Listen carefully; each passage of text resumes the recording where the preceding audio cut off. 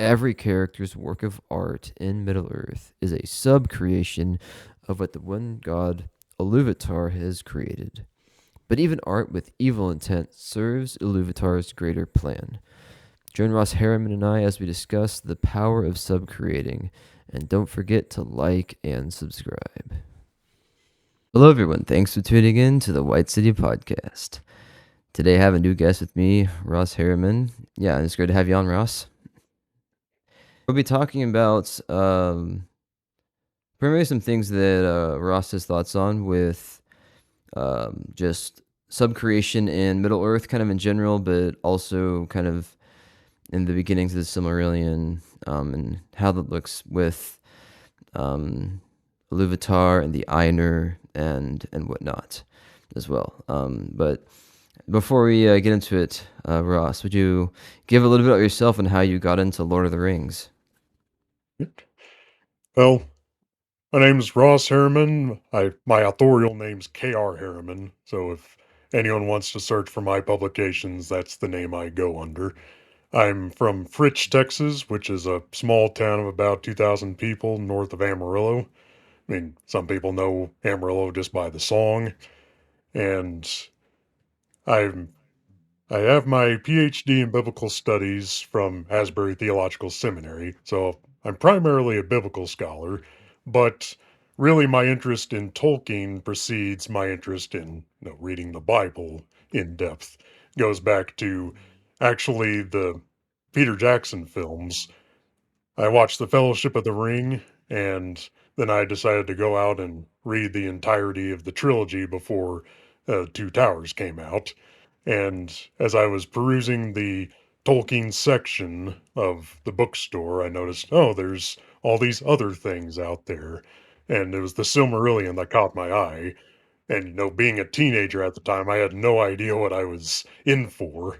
But I have since given dove deeply into Tolkien's works. I've even written a couple books on him, and of course, several posts on my Substack.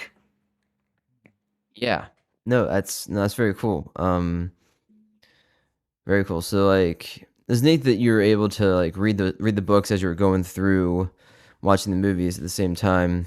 I was like 6 whenever the movies came out, but I still watched them like when I was pretty young. So I didn't really wasn't able to really comprehend even the Lord of the Rings very well at that age. A lot of times I was sleeping.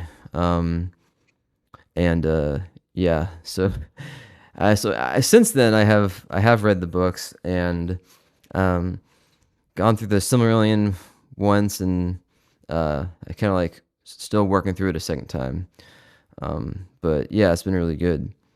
So so when you're thinking about like subcreation in Lord of the Rings, and I think maybe like some of your thoughts are on this as well, just in general, but um, I guess is the idea that the only true like say I mean a kind of ex nihilo creation that happens in like Middle Earth, and I guess also in our world, right? Starts with Ilúvatar, Yes. um, and then after that, it's basically any things are more or less either flowing like with his music or trying to taint it in some way. And I guess we can get to more of that later. But like, yeah, um, so I guess like the best example of that is like Melkor and how he, um, in that sense, like did his own creation, um, which is by subcreation, and at the same time like, um, weaving his own evil story into that in a sense, right? Kind of contrasting that to Ilúvatar. But yeah, thoughts on that, and like thoughts on um, like why Melkor like his desire to like to weave his own music into like what Ilúvatar was doing, I guess. So Tolkien talks about this in his uh, letter number 131, to Milton Waldman when he was trying to give a sort of overview of what all this story is about. And he'd mentioned that, like, the fundamental matter that he tries to address is the relation between art and primary reality, that is the reality of our world. And within that, he talks about how the themes of fall and mortality and magic slash machine play into that. And we see from the very beginning of the Silmarillion that fall is sort of interwoven with this idea from the very beginning because Melkor's is a subcreative fall because he desires being the most gifted of all the Ainur, having a share of all of their gifts. He thinks that he should be the creator, and the problem is he can never be the creator because he never was the creator. And we see that in the Ainulindale, where he tries to find the flame imperishable, or the secret fire, as it's also known in the Lord of the Rings, which in Tolkien's like background work, the Quenya lexicon, he identifies that as the Holy Spirit. And that's why even though Melkor sees the flame imperishable as, Ilúvatar's power of creation, he can never, attain it for himself because it's with Ilúvatar, it's within Ilúvatar. But he refuses to accept that, he's not the creator. He can't, trying to think what the word I'm looking for is. He can't stomach the idea of humbling himself before the creator, so he would rather disrupt creative work and try to direct it to his own way. And this is actually where the concept of Morgoth's Ring comes from, which is a title of one of the volumes in the History of Middle Earth series, because Tolkien, in notes that unfortunately didn't make it into the Silmarillion, had said that Arda became, Arda being Earth, became Morgoth's ring because he poured so much of himself into it, trying to dominate everything. And in the process, he just weakens himself because that's how it works. He becomes Gotcha. dependent on what he dominates. Okay, interesting. Okay. And like kind of like how Sauron is dependent on the ring in a big sense, right? Yes, Okay. Okay, interesting. And again, like Morgoth's ring would be like um Arda or like Middle Earth kind of. Is that it? Because he's trying to to basically uh have control of it. exactly. Yeah. Okay. And he has to essentially give up all these gifts that he was given by Ilúvatar just to try to replace Ilúvatar, which he, of course, he never can. Interesting. Okay. Okay. So how does that work? I guess because I guess like what traits are those that he's getting? Like the traits of like an of Valar essentially. Is that kind of that idea that he's giving up those traits to become him? Like how does that exactly work? Because I feel like that you would want those traits and you'd be more like Ilúvatar. So just the way it works in Tolkien's mythos to to dominate, the substance of the world. Like he talks about things, the fallen world having a sort of Melkor ingredient in so many things. And to have that ingredient, Melkor has to sort of expend power of his to make it sort of flow into whatever else to dominate it. So you have like Karkaroth, the great werewolf, or just the great wolf, I mean. He he's so great because Melkor had to expend so much of his power into him to make him that way. And same with the dragons that he sort of binds these evil spirits to in these great bodies and he empowers them, but he doesn't have like an infinite supply. He has to expend his own power to, know, to increase his dominion. But because he's still a creature and he still has creaturely limitations, eventually he runs out of power to expend, and by the end of the First Age, he's actually much less than what Sauron would become, with the forging of the Great Ring. Interesting. Okay. Now, does that kind of tie into like subcreation as being something that's not ultimately like coming from um how would I better explain it? Like Melkor doesn't have like the infinite supply, I guess, in a sense, would be from like Illuvatar, and like Melkor doesn't have that. So this is just one example of like how like subcreation, um how those who create after Illuvatar, right, are inhibited in that sense of like subcreation, I guess. I guess that idea. So, in the sense that subcreation is inherently imitative and derivative of the actual creative activity of Ilúvatar, Melkor is not so much interested in subcreation in its like purest form because he's not so much interested in imitating Ilúvatar. He wants to completely break away from Ilúvatar and replace Ilúvatar. So he ends up just corrupting everything. Uh he can't create ex nihilo, and he doesn't have, because he doesn't have aseity, the self-existence that Ilúvatar has. He's also dependent for his existence on Ilúvatar, so that's why he doesn't have that sort of infinite capacity. Right.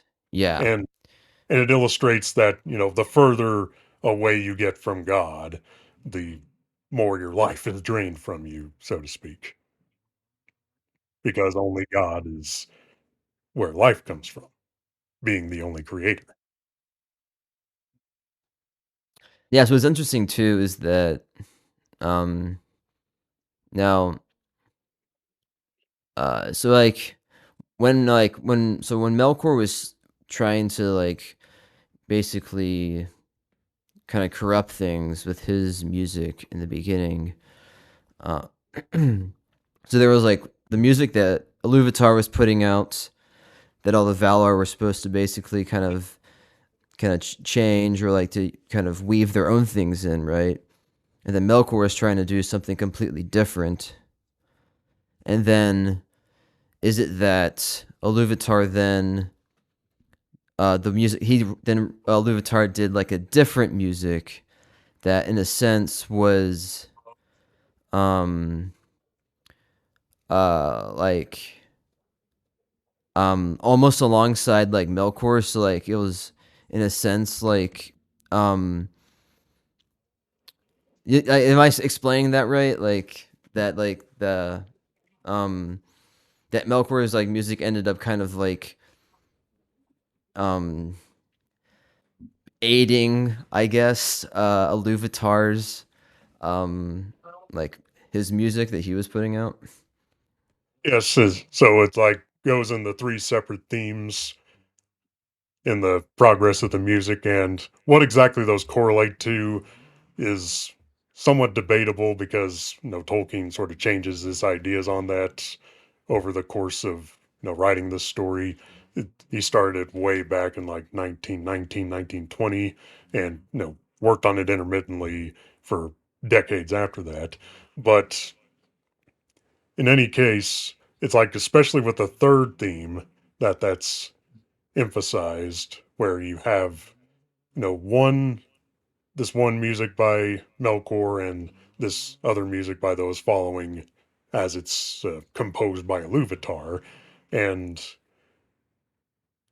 after the third music, which really relates to the children of Ilúvatar and history as it's unfolding, once that music stops, Ilúvatar has this speech where he talks about how ultimately Melkor's music, as ugly as it is, will only be tributary to the glory of my music.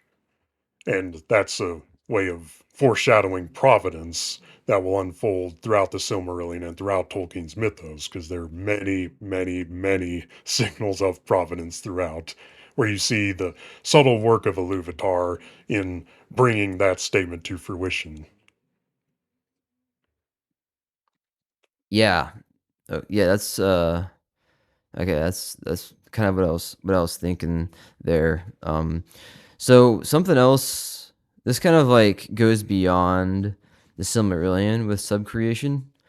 Um, but like I think there's something to be said for how um I think like how like I guess in a sense like creation I think kind of goes with like power and pride in some way and being able to maybe like craft your own things in a sense. So I think of like Fëanor, you think of like I guess maybe even Melkor, you think of um um I mean a lot of like Aule servants I guess kind of ended up coming to like a bad end because like of their like desire to create. Um and I mean Celebrimbor kind of idea of creating things and with the rings and Sauron and all. Um, so yeah, it definitely seems to be that's definitely like a danger in like in the Middle Earth story. Um, that's easy to fall prey to. Yeah. Right. And of course, that's why Tolkien emphasizes in that letter how fall is a prominent theme throughout his mythos. I mean, you see it in Melkor, and of course, those that followed him. You see it in Fëanor and the elves that followed him. And then, of course, you see it in the Númenóreans, and so on and so forth. You can go throughout the history of Middle Earth. Right. Yeah. Um, so I think it's like kind of interesting. Um, just like some thoughts on how how and like Christians, I think very easily will come to the Lord of the Rings or like the Silmarillion um and be open at least to the idea of Christian themes throughout them. Um and I think that it's interesting how people who may not be believers will like you know like Christians they'll think Lord of the Rings is great in a lot of ways. But I don't know. Maybe they don't really see like or agree that like the Christian themes are as great as Christians might come to say they are.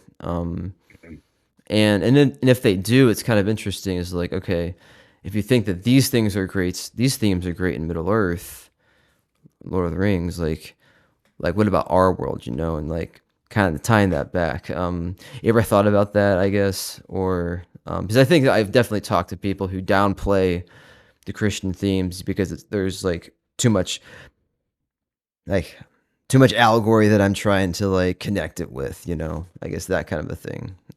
Mhm. But I thought it was just interesting, like how much allegory can we like connect with like God and Ilúvatar and like the exact things that are going on there. And I think there's a lot of things to say that there is a lot of connection, um, because of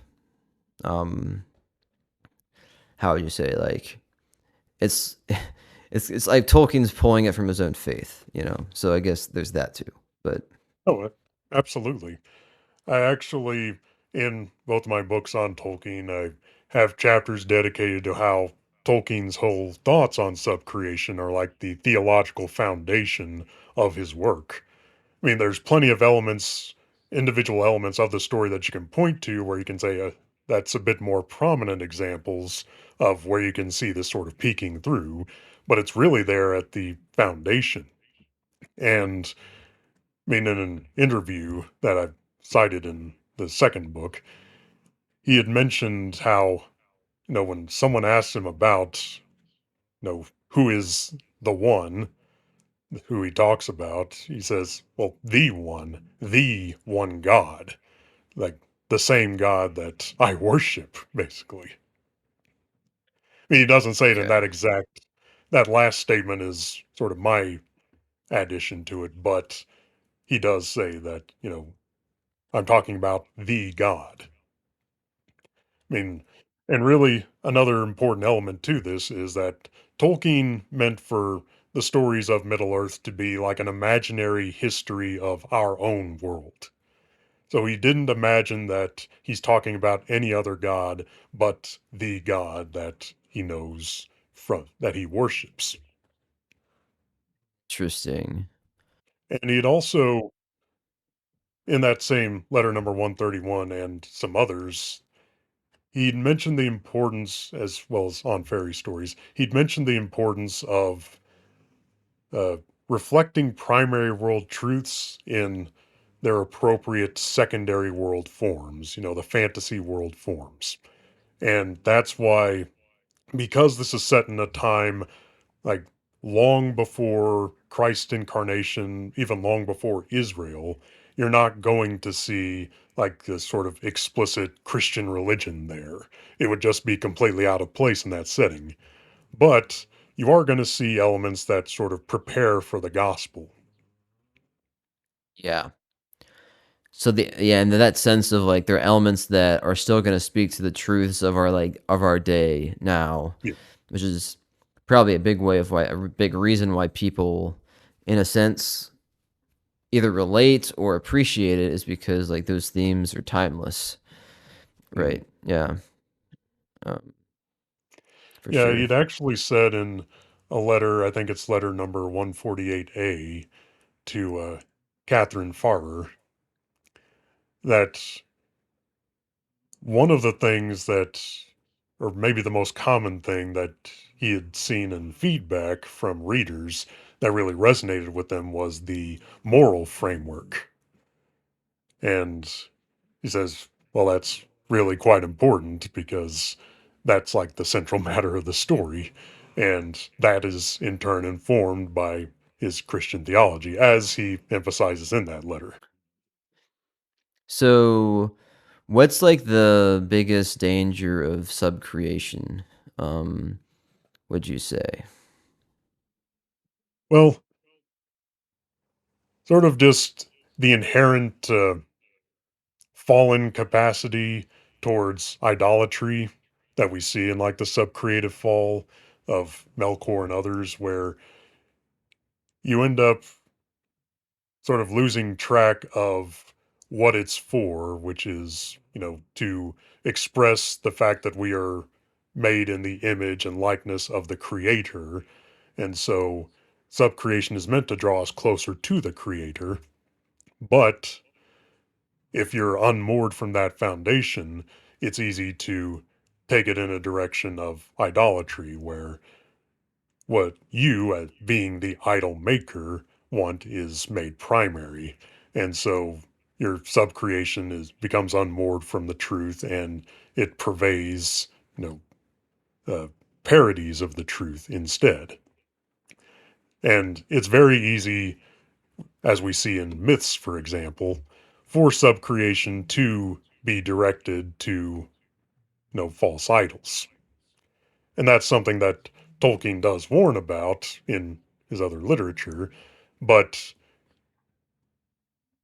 just because these things are misused doesn't mean we should avoid their proper use. Yeah. So, Aule created the dwarves. Um, and wasn't that kind of his own doing of things in a sense? So like looking at that kind of subcreation, is that like because I know they're kind of like out like they're Aule's creation, but they end up being like the dwarves end up being like the race that Illuvatar kind of adopts, right? In his thing. So so how about like that creation from Aule, like ended up being a good thing? Like was like the intention like a bad intention? Yeah, that kind of a thing. Yeah, and that does illustrate how sometimes good intentions in subcreation, if they're again unmoored from more fundamental matters of truth, can turn to a bad end potentially, because the way that story's played out is, Ale gets impatient in waiting for the children of Illuvatar to emerge because they have no idea when it's going to happen. There are certain things that are part of the, what the medievals called the goddess privity, the things that only God knows, and the emergence of the children of Ilúvatar was one of them. And so he decides that he's going to try to, make his own people that are born from his imagining what the children of Ilúvatar might be like. And so he makes the dwarves out of some some art that's never really explored. This is told from the elvish perspective, so we don't really get all those details. But essentially, all he can do is, since he can't truly create, he just makes what are basically puppets because they're entirely dependent on his will and they can only derive from his life.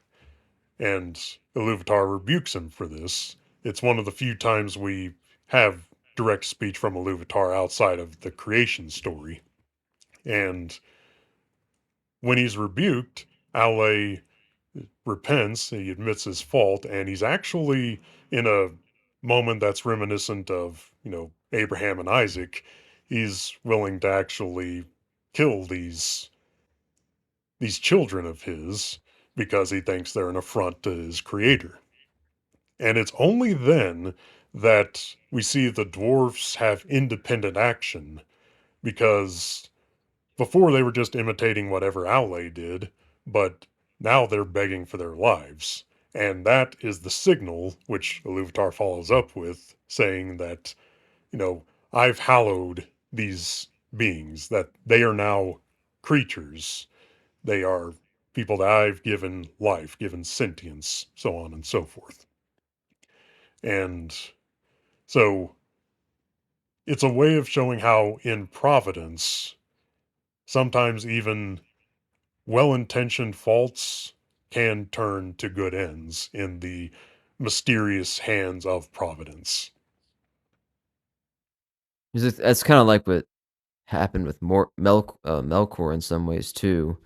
Um, in some things, like I feel like, especially if you look at like the end of like time and things that are going to happen, um, in that sense, like all things are going to be, put to, or going to end for good, you know, in a big way. Um, Not just in Lord of the Rings and Middle Earth, but like in our world as well. Yes. Um, yeah. Yeah. And that's really the fundamental matter of what's called Estel. It's that that's one of the words that's used for hope. It's actually one of the names of Aragorn as well that he goes by in his time in Rivendell. And its basic meaning is of trust, namely trust in Eru Ilúvatar, that that he loves his creatures and he will work things to their good, which is kind of reminiscent of a popular verse from Scripture, Romans 8:28. Yeah. Yeah.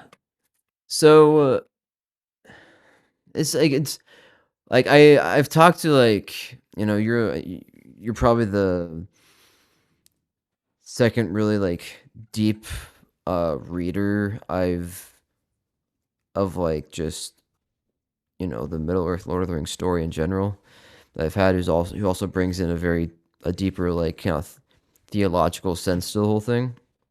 Which I really appreciate because like it's kind of like what I like to talk about as well in this podcast. Yeah. And not trying to like, blow it out of proportion or, kind of or fudge anything. Um, but like, yeah, like I'm it makes me think a little bit more about the intentionality, I guess, of what Tolkien is writing. Mhm.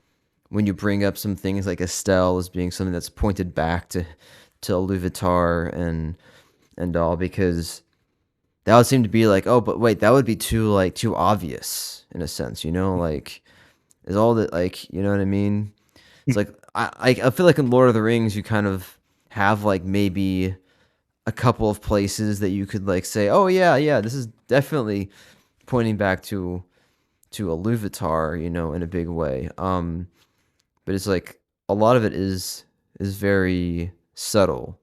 Um, but I guess it like maybe it kind of encourages me to be a little bit more bold in tying some of those things together, I guess. Um, because you don't really see like divine intervention show up a whole lot in Lord of the Rings. I mean, you can like the best things I can think of are things that are like really kind of like lucky chance encounters, it's they aren't just luck, they Bilbo finding the ring wasn't just luck. Mhm. So those kind of things I can definitely look to and be like, oh yeah, I can definitely talk about like divine intervention with that, or Gandalf tells Frodo that he was meant to have the ring, and that kind of a thing. So yeah, so I appreciate the your how your focus and love of that kind of stuff, I guess. Yeah, that's cool. Yeah, and in that you've hit on a couple of things that Tolkien had said in one of his letters, and this is one I can't remember the number of right off, but he had said that, he had intentionally left like reference to the highest matters, about God and such in only a few places, and he's left them subtle. But you see it like in that dialogue that you referenced from Gandalf, and you also see it in what he calls grace at meat, which is, when Frodo and Sam meet Faramir and the Rangers of Ithilien have that standing silence where they look out to the west. And this is a ritual that's been in place for a long time. One of the few marks of religion that you see in The Lord of the Rings. And they talk about how that's them looking into where Numenor used to be, and it looks to Elvenhome that still is, and it looks what is beyond Elvenhome and forever will be. And Tolkien says in his letters that, that's talking about the realm of Ilúvatar. Yeah, that's interesting. Yeah. I definitely have to read more of like the letters and things outside of Lord of the Rings, and get kind of a better idea of the back, the behind the scenes, I guess, of everything, because that's really cool. But you have any like ending thoughts on subcreation or anything else we've talked about? It's hard to pick because I've written so much on subcreation, but I guess it's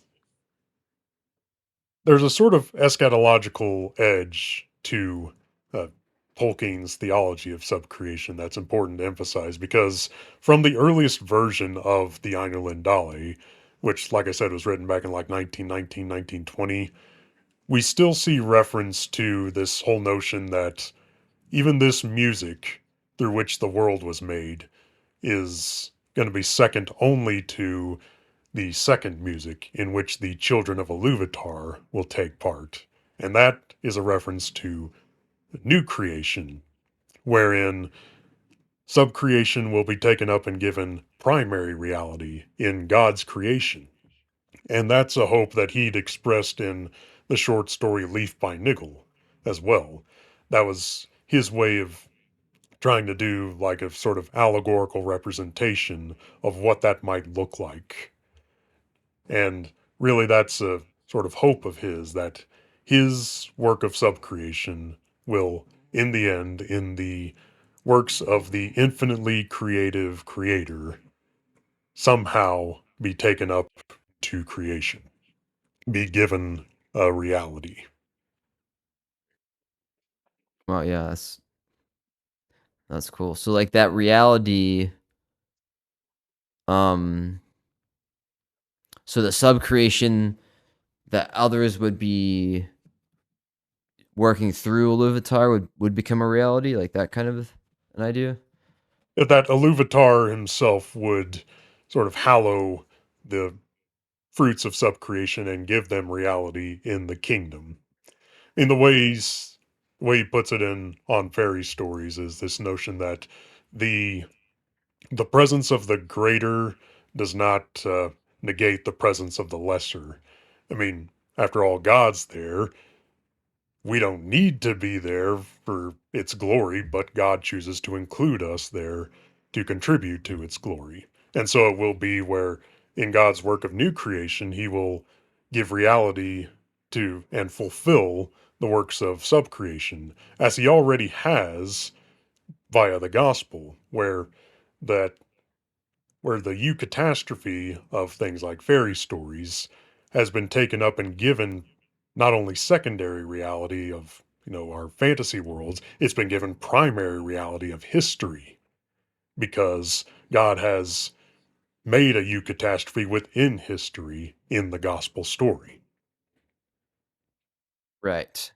Yeah. That models what we will see in new creation. Mhm.